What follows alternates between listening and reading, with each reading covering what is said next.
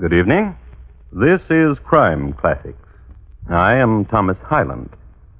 I'm going to tell you another true crime story. Listen.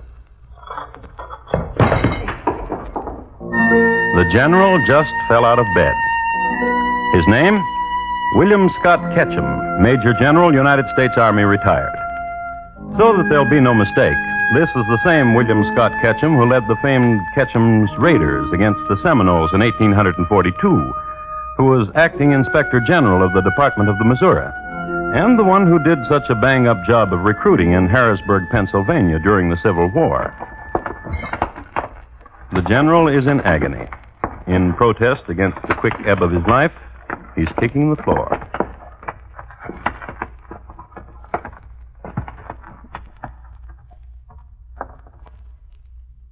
The general is dead.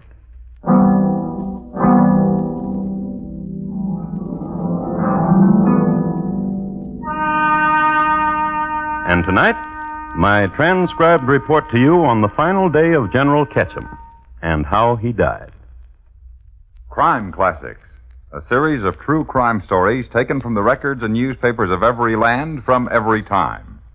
Your host each week, Mr. Thomas Hyland, connoisseur of crime, student of violence, and teller of murders. Now, once again, Thomas Hyland.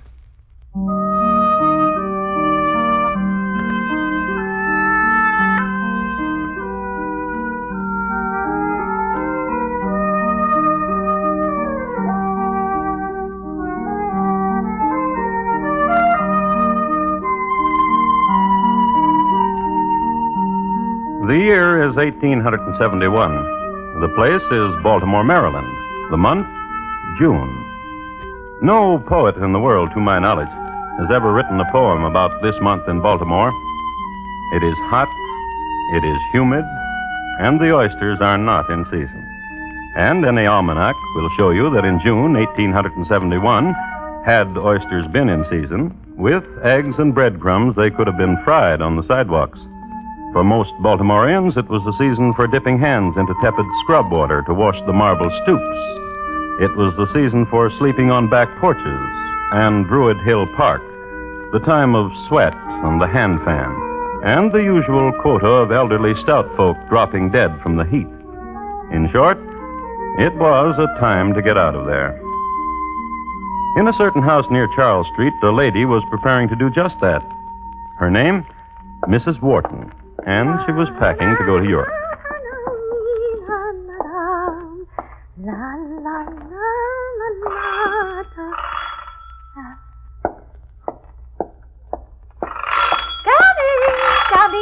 Coming. General. Mrs. Wharton. How nice. How very pleasant. Do come in, do. May I present Mrs. Chubb? Delighted. Oh, do come in, you and the General. I've been cooling myself with iced dandelion wine. Do join me. I do not imbibe. I work for the United States Department of the Treasury. Mrs. Chubb needs to keep a clear head at all times. I used to work for the United States Post Office Department, but now I'm with the Treasury. My, that's interesting. And you came all the way from Washington with the General. Perhaps your next position will be with the Army. My dear Mrs. Wharton, I must talk to you. Of course. Will you pardon us, Mrs. Chubb? Is this where you talk to her about the money she owes you? Mrs. Chubb. $2,600. Isn't that what you told me, General? Why don't you pay the General his money, Mrs. Wharton? Mrs. Wharton? Yes? As long as the cat is out of the bag, I thought to bring along the note you signed. I understand you're going to Europe. Get the money, dearie. Why, I have a distinct recollection, General, of having reimbursed She's going to tell you she's paid you the money. Let's not embarrass each other. But there's really no hurry, is there? There's no train back to Washington for hours. Wouldn't you like some wine? I do not imbibe. Just a small glass? You just sit down and relax. I'll bring you the wine, and we'll chat. You might stop at the cookie jar, too, dearie, for the $2,600.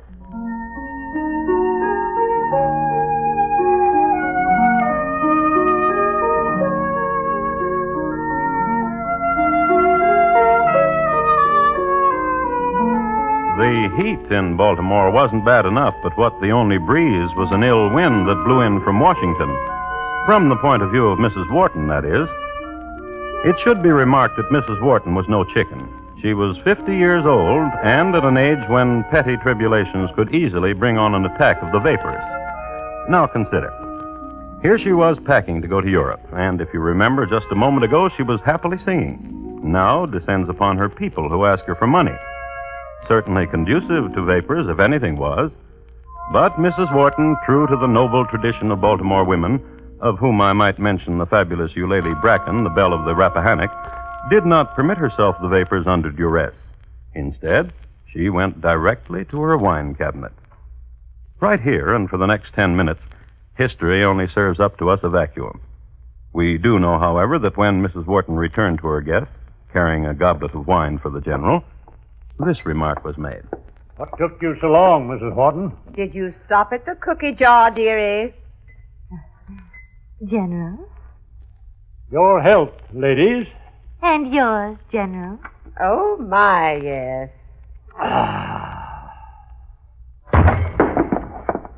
General! What are you doing on the floor, General? I can't get up, Mrs. Chubb. Please. What is it, General? Call a physician. I'm ill.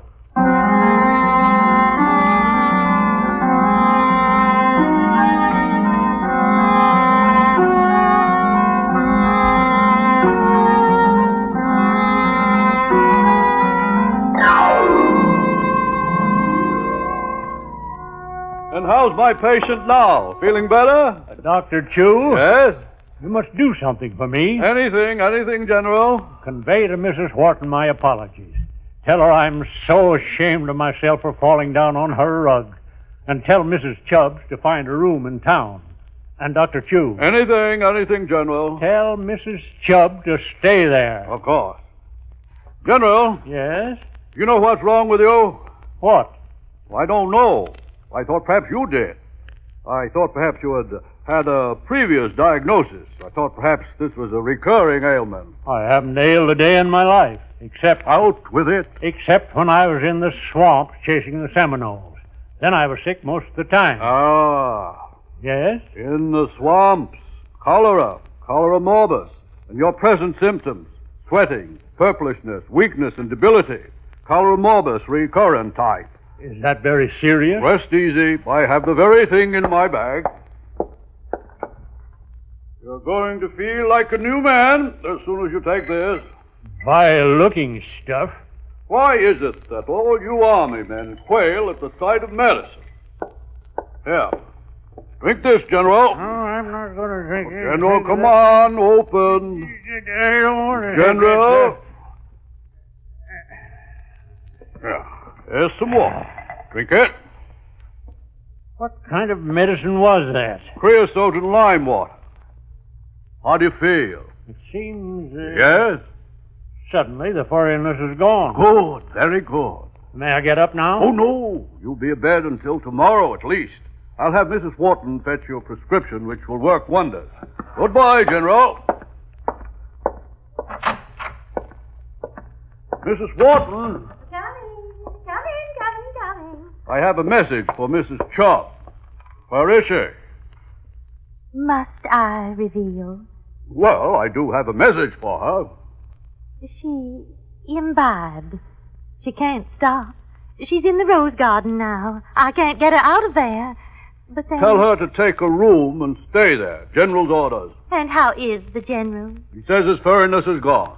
Splendid. I gave him a palliative, a temporary relief. Is he seriously ill? He isn't young anymore, you know. There are no small sicknesses when one gets to be his age, and I'm afraid he can't be moved.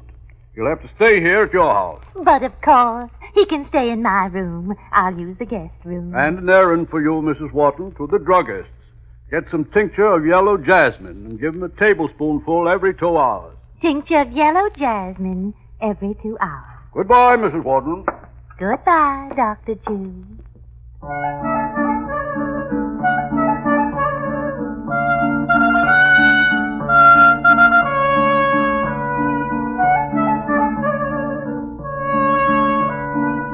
So Mrs. Wharton, dressed prettily, took parasol to hand and strolled down Charles Street. She walked slowly because of the heat and because Charles Street is a fashionable street, and one is apt to meet many of one's friends, and one is apt to stop and pass the time of day. Why, yes, Mrs. Becker. General Ketchum just fell right over, right there in my parlor. And she strolled some more. And to Miss Celia Bradshaw, an old friend of hers from picnic days, who she saw waiting on a corner. You'll never guess, Celia, who's dying in my house. At least I think he's dying. Dr. Chu wouldn't confess it, but I have a premonition. The General's dying. General Ketchum. And at the druggist's, she took time to down a sherbet. Seltzer water was all the rage in Baltimore in this era, so she had a little of it with a squeeze of lemon. Then she walked over to the druggist and ordered... Tincture of yellow jasmine, sir. And while you're at it, I'd like some tartar emetic.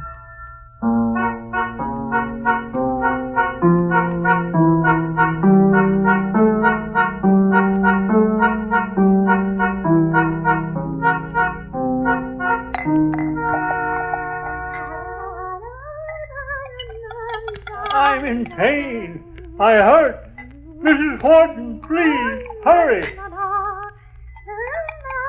Mrs. Wharton! Coming. And here we are. Oh, my stomach. The doctor said as soon as you drink this, you'll feel no pain. Please, hurry. Now here, drink this. All of it? Every drop. Come on. Now, General, just a moment ago you were begging for it. Now, every drop, all the way down, the whole glass. General, watch out. You'll fall out of bed. Oh, General, what's the matter? General, you look...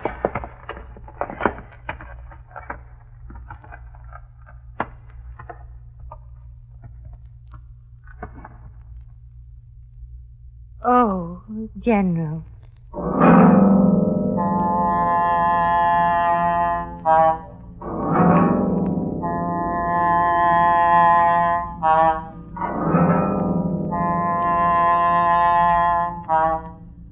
The general was dead.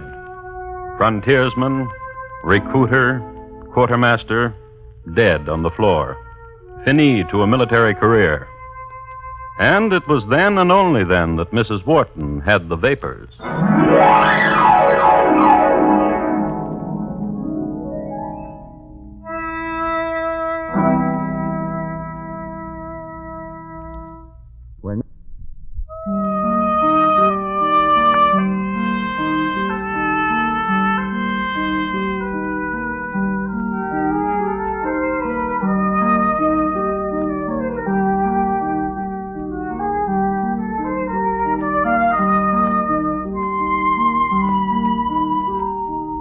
A few words about Baltimore, Maryland, of the era which concerns us. Even in the 1870s, it was one of the medical centers of the world. It is known as the home of the crab cake.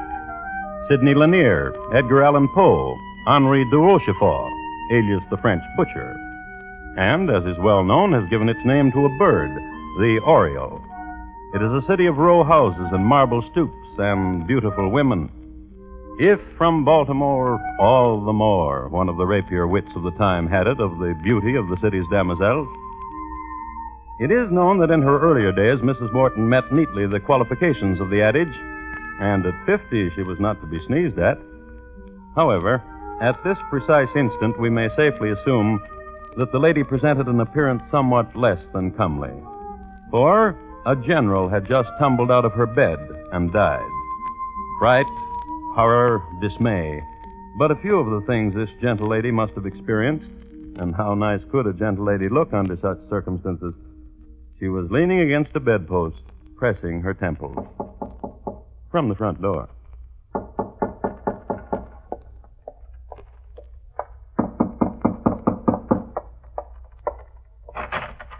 Good afternoon, Mrs. Wharton. Oh, Mr. Van Ness, quickly, come in. You look so pale. Look in my bedroom. What? Look in my bedroom. Did you lose something or what? Please, do as I tell you. All right. Oh. He looks terrible, Mrs. Wharton. He's dead. He can't be. Please don't be stupid, Mr. Van Ness. He's dead. He was ill, and he died. But when I saw the general this morning, he looked so robust. You saw him this morning? Why? He came to check your accounts with me. Oh? As your solicitor, I was only too happy to discuss them with him. Why didn't you tell me Tell you what, Mr. Van Ness? that you were in the general's debt to the tune of $2,600? I paid him back immediately. Do you have the note you signed? Did he return it to you when you paid him? Why do you ask? He showed me a note this morning. He said he wanted his money. I knew nothing about it, so he said he would see you. He saw me. He tore up the note. Tore it up? Why? Did you pay him? No. He tore it up as a sailing gift to me, to see me happily on my way to Europe. Do you have any witnesses of the transaction? No. That is not good. Mrs. Wharton, Yes? there was a lady with the general this morning. Come to the window, Mr. Van Ness. See? There. Where? There, under the Empress Eugenie rose bush. Why, it's Mrs. Chubb. She imbibed. Well, she told me she never did. She said she was employed by the United States. As my solicitor, you must tell me. What shall be done now? I must tell you that I will have to report this of the $2,600. Of course you do. And you must be very distressed, Mr. Van Ness. Yes. Yes, I am. Do sit down. I'll fetch you something to drink. All right. I'll only be a moment.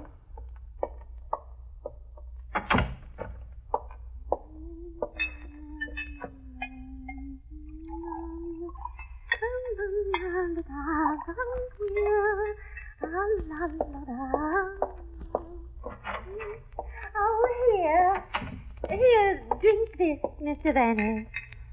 Your favorite. Thank you.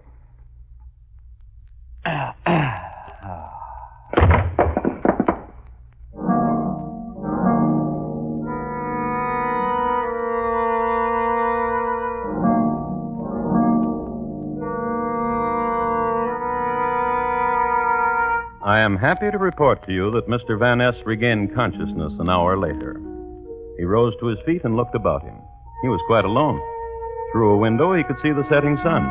He could also see Mrs. Wharton's rose garden, and in it, Mrs. Wharton, her arms about the waist of Mrs. Chubb, of the United States Department of the Treasury.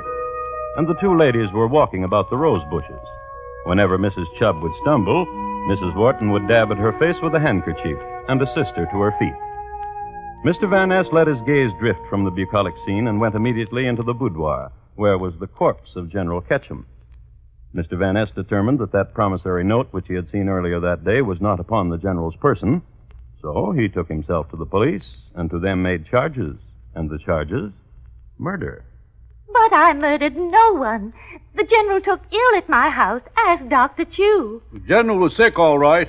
I diagnosed it as cholera morbus recurrent type. The general having been sickly in the Everglades. So you see, I didn't murder the general. Why should I? Because you owed him $2,600. He tore up the note as a gift.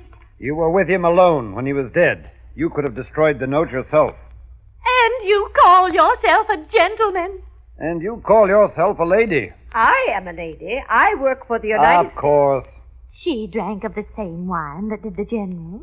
And you too, Mr. Van Ness. You got tipsy, and all that happened to her was a few scratches, thorns, Empress Eugenie rosebush thorns. Well, I don't know what came over me. Oh, there, dear, there. You're so sweet, Mrs. Wharton. When you're in Baltimore, my house is your house. Murderess.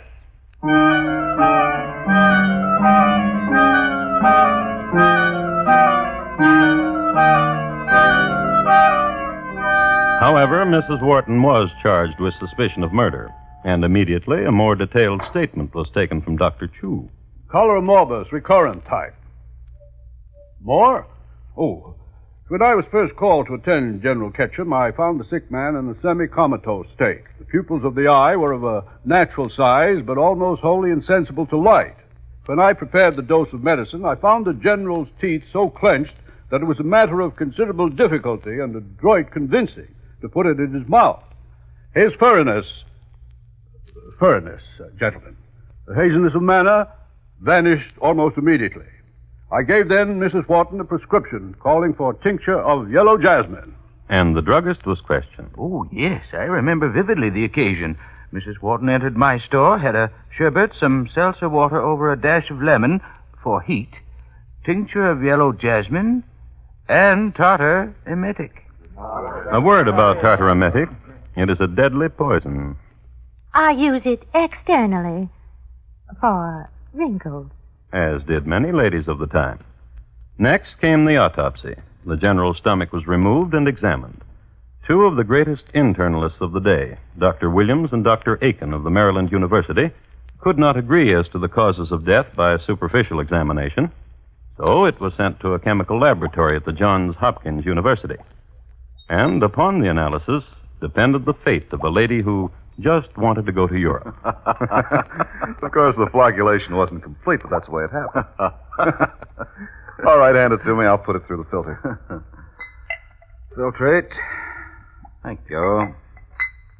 I'll wager Dr. Imhoff was astounded, wasn't he? He thought he'd discovered something. He was prepared to call it the Imhoff effect. Attach this to the hydrogen sulfide, will you? You know what? What? This is the closest I've ever been to a general. His stomach in an Erlenmeyer flask. I did a prima donna once, poisoned by a jealous mother. Arsenic she used. You should have seen the titration on that one. Precipitated. I'll get it. Here. You separate. I say no poison. I say poison for $1. How do we stand now? You owe me 3 from the last 2 analyses. Hand me the muriatic acid. Thank you. Ammonium sulfide? Oh, my. Orange red, Joe. Tartar emetic in the stomach, wouldn't you say? Tartar emetic. Chalk gives the same reaction. Plain, everyday chalk. That's the way my report is going to read. Chalk in the general stomach.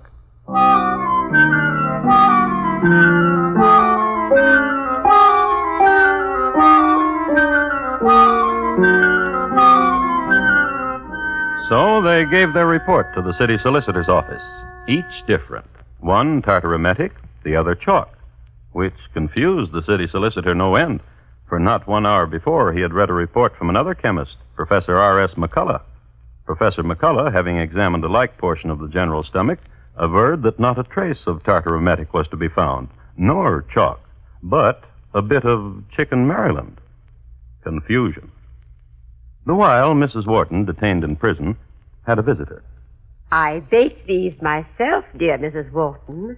Dear Mrs. Chubb. They're wrong about you, what they're saying. What are they saying? That you poisoned him. And others are saying that you would not, that you're too much of a gentle lady. Do you remember, dear Mrs. Chubb, when you came to my house, you drank from the same bottle as did the General? Did I? Of course you did. Remember? Wasn't it from another bottle I drank? And at a different time?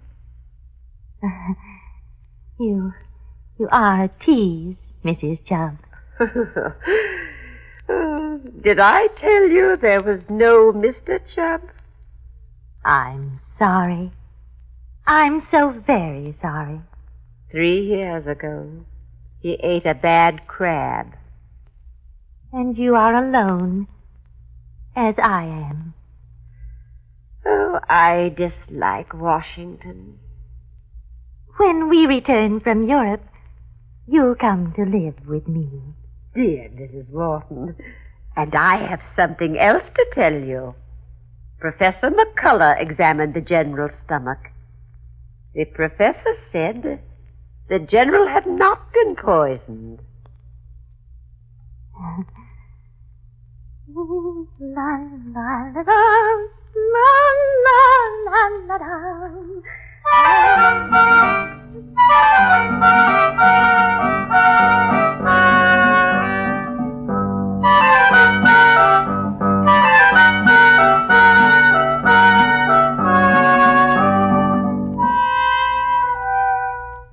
What transpired next, I have in a journal of the day.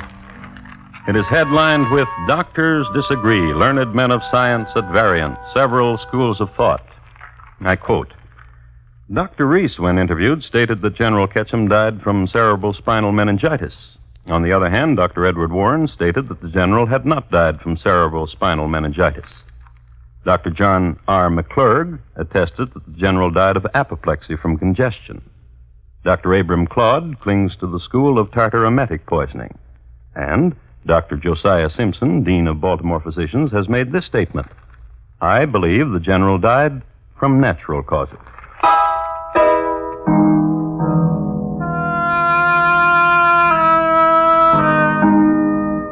On December 4, 1871, the case went to trial.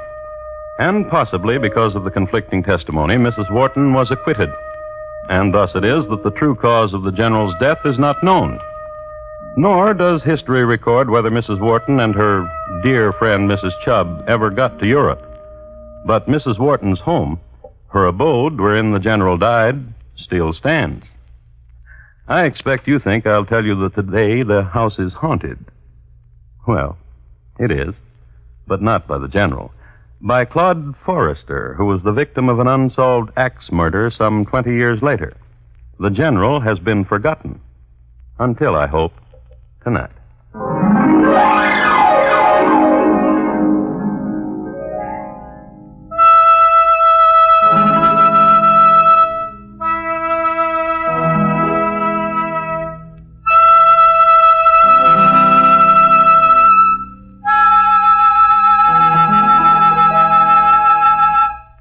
General Ketchum, tonight's crime classic, was adapted from the original court reports and newspaper accounts by Morton Fine and David Friedkin.